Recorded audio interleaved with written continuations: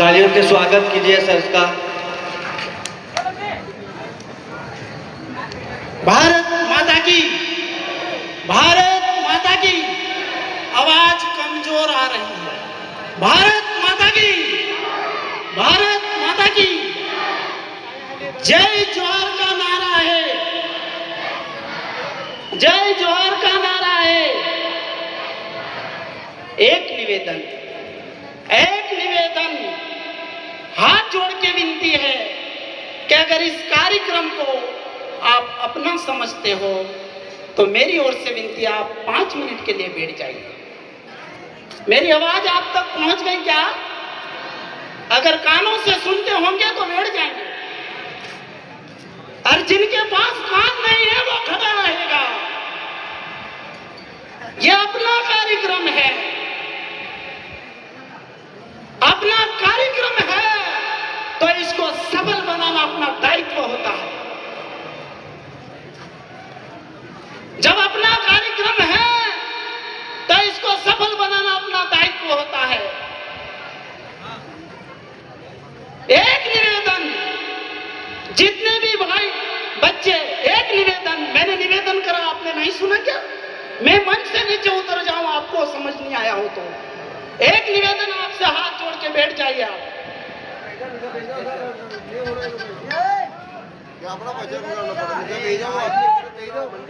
देखिए, जब कोई संदेश आप तक पहुंचाया जाता है, वो संप्रेषण शक्ति आप तक तभी पहुंचेगी जब आपका चित्त शांत हो, आपका ध्यान आकर्षित हो। हम जो कुछ कहना चाहते हैं वो आपके पास तब पहुंचेगा जब आपका चित्त स्थिर हो। कोलाहल में आप कोई बात नहीं सुन पाएंगे।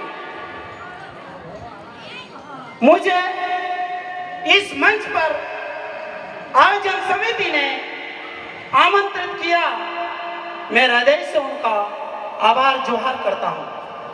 अगर अच्छा लगे तो ताली भी बजा दिया करें। यह तुम्हारे हाथ किसी काम के आने वाले नहीं है, कम से कम तालियां तो बजा दो। मैं परम ईश्वरी शक्ति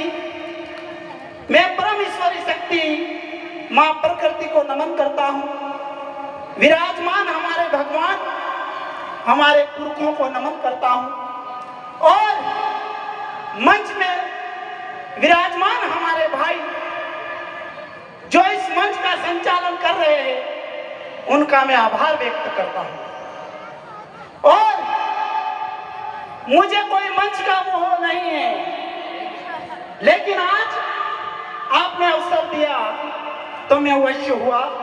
मैं प्रकृति माता की वंदना में मात्र 2 चरण गाऊंगा। यह मेरे स्वयं की लिखी हुई कविता है, मैं मेरी पुस्तक बनाऊंगा, उसमें प्रकाशित करूंगा, इसलिए इसको कोई चोरी नहीं करे, इसलिए सिर्फ 2 चरण गाऊंगा। जय जय मां प्रकृति वंदन, अब तुम्हें नमन है मैया। जय जय मां प्रकृति वंदन, अब तुम्हें नमन है मैया। जय जय मां प्रकृति वंदन, अब तुम्हें नमन है मैया। जय जय मां प्रकृति वंदन, अब तुम्हें नमन है मैया। यह कार्यक्रम क्यों आयोजित हुआ है? इस कार्यक्रम के लिए पिछले जितने वक्ता हुए उन्होंने अपना उद्बोधन दे दिया है। यह कार्यक्रम क्यों आयोजित हुआ है और किसके लिए आयोजित हुआ है और किन कारणों के लिए आयोजित हुआ है, इसका उद्बोधन हमारे पिछले वक्ताओं ने दे दिया है। मैंने ऐसा सुना है कि हमारे अस्तित्व की रक्षा के लिए, हमारी संस्कृति की रक्षा के लिए, हमारे जल और जंगल की रक्षा करने के लिए, हमारी शिक्षा अच्छी मिले, इसकी रक्षा करने के लिए, क्या इस प्रकार की जो अस्त व्यस्त अवस्था है, उस अवस्था में क्या उन लक्ष्यों को आप हासिल कर पाओगे? क्या उन लक्ष्यों को अपन हासिल कर पाएंगे? क्या कतई नहीं हासिल होने वाला है। उस लक्ष्य को हम हासिल नहीं कर पाएंगे। देखिए, अभी आप सभ्य समाज से अगर है तो हमारे जीवन में अंधा अनुकरण नहीं होना चाहिए। अंधा अनुकरण, कौन क्या कर रहा है वैसा देख के हम करने लग जाए तो ये हमारे जीवन का अंधा अनुकरण है। तो हम अंधा अनुकरण न करें।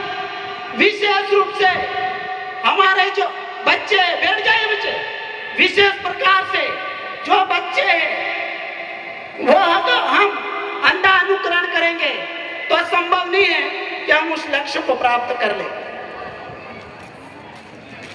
इसलिए ऐसा कहा गया है कि समस्याएं अपनी हैं, समस्याएं अपनी हैं तो समाधान अपने को ही खोजना है। मैं यहाँ देखता हूँ कि हमारे बच्चे जो स्कूल आते हैं तो वो गलियों में घूमते हैं, स्कूल में कम मौजूद रहते हैं। इसी प्रकार आपकी शिक्षा को आप प्राप्त नहीं कर पाओगे। अगर ऐसा ही चलता रहा तो अपन शिक्षा को प्राप्त नहीं कर पाएंगे।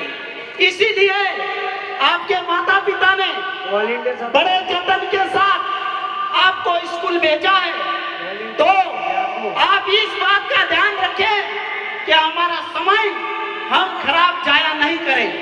हम बिल्कुल पढ़ाई पर ध्यान दें, बाजार की गलियों में न घूमें और स्कूल शाला में आके अध्ययन करें। दूसरा कारण, हम अंधा अनुकरण की नकल न करें।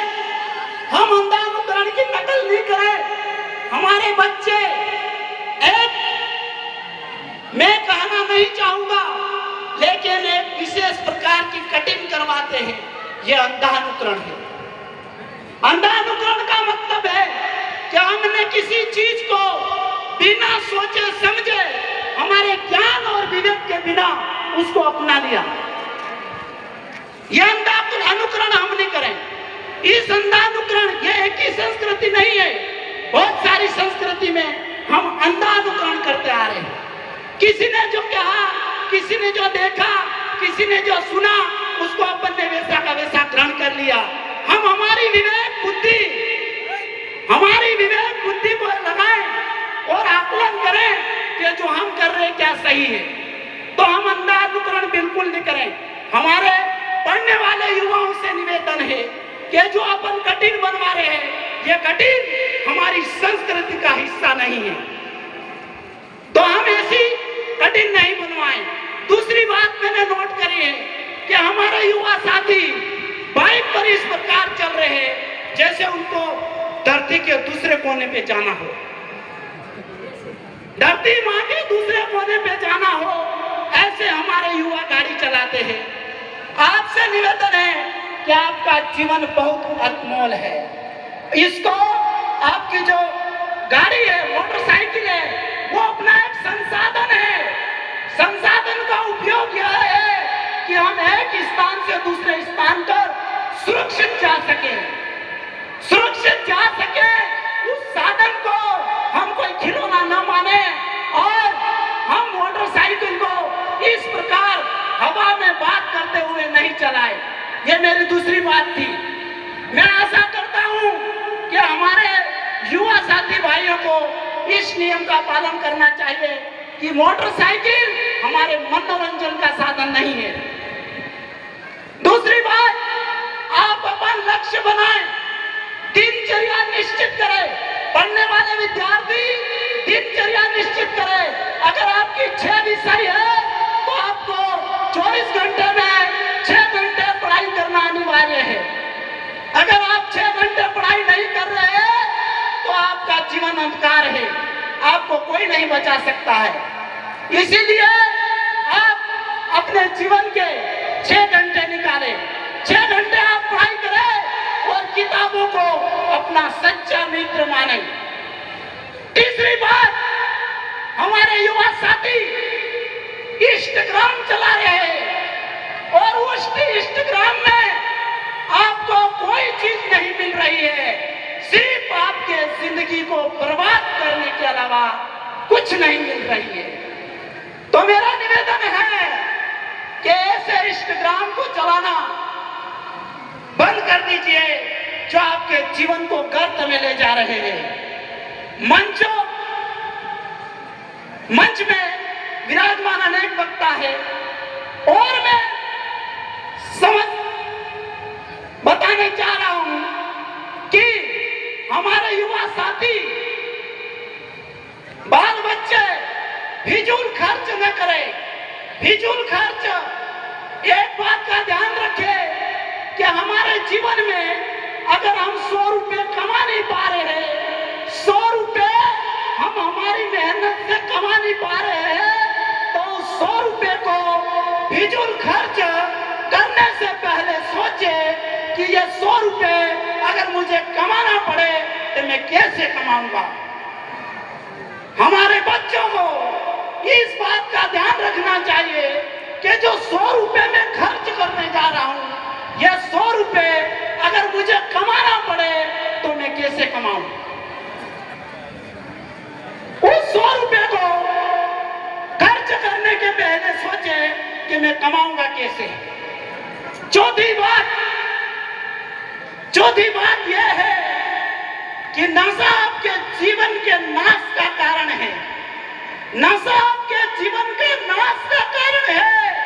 और अभी 15 से 20-25 वर्ष के युवा लगातार बीड़ी, सिगरेट, विभिन्न प्रकार की शराब ये पी रहे हैं। तो मैं इस मंच से आपको संदेश देना चाहता हूं कि अगर आप बीड़ी, शराब, गुटखा ये लगातार चला रहे हैं तो 35-40 वर्ष बाद इस धरती मां पर आप नहीं बच पाओगे, आप अपने आप मर जाओगे। आप अपने आप मर जाओगे, आपको कोई मारने वाला नहीं है। अगर ये 15 से लेकर 25-30 वर्ष के बच्चे निरंतर बीड़ी, सिगरेट, गुटखा, अनाप शराब की शराब जो पी रहे हैं, आपको कोई नहीं मारेगा, आप अपने आप 35-40 साल में मर जाओगे। लिख लेना।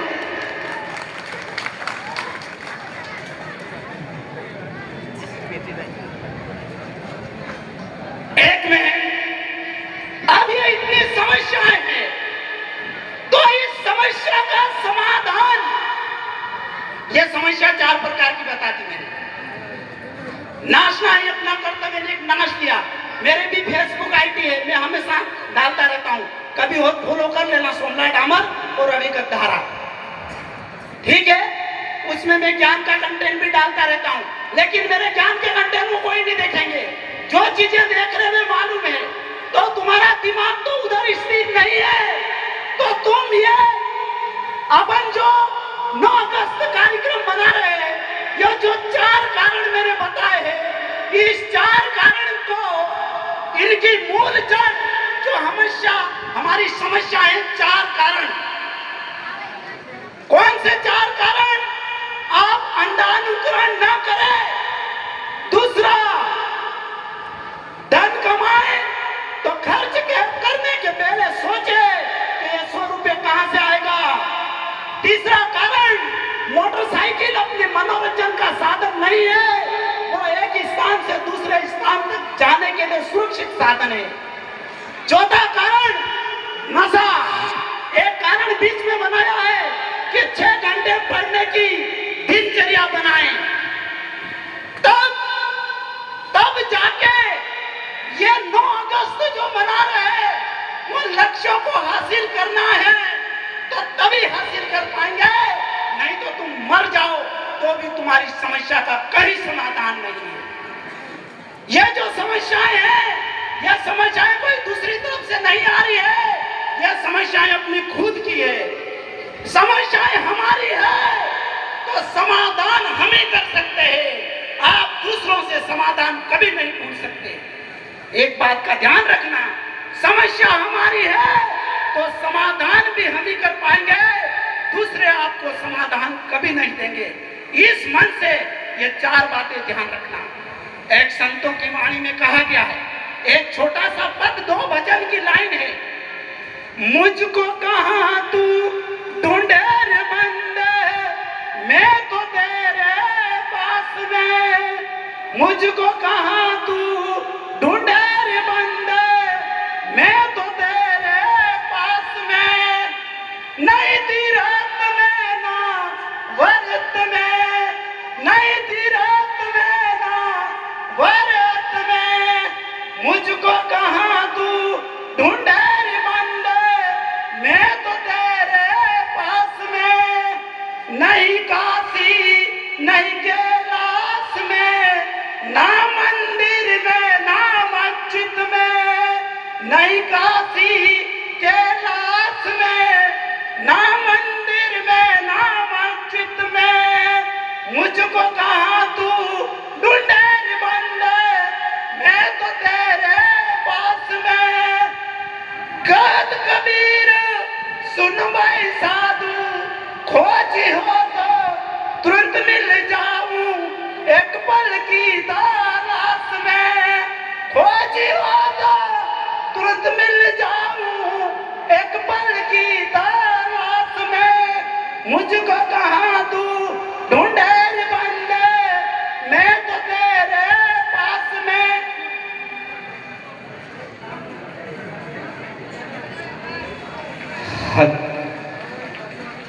संचालन करने वाले महोदय से निवेदन है कि मेरा समय खत्म हो गया और मैं मंच से उतर जाऊं। हाँ साइंस वापिस आएंगे सर। हाँ, अभी इसकी एक ही बात बताऊं मैं, कि मुझको कहाँ ढूंढे बंदे, मैं तो तेरे पास हूँ। खोजी हो तो तुरंत मिल जाऊं एक पल की तलाश में।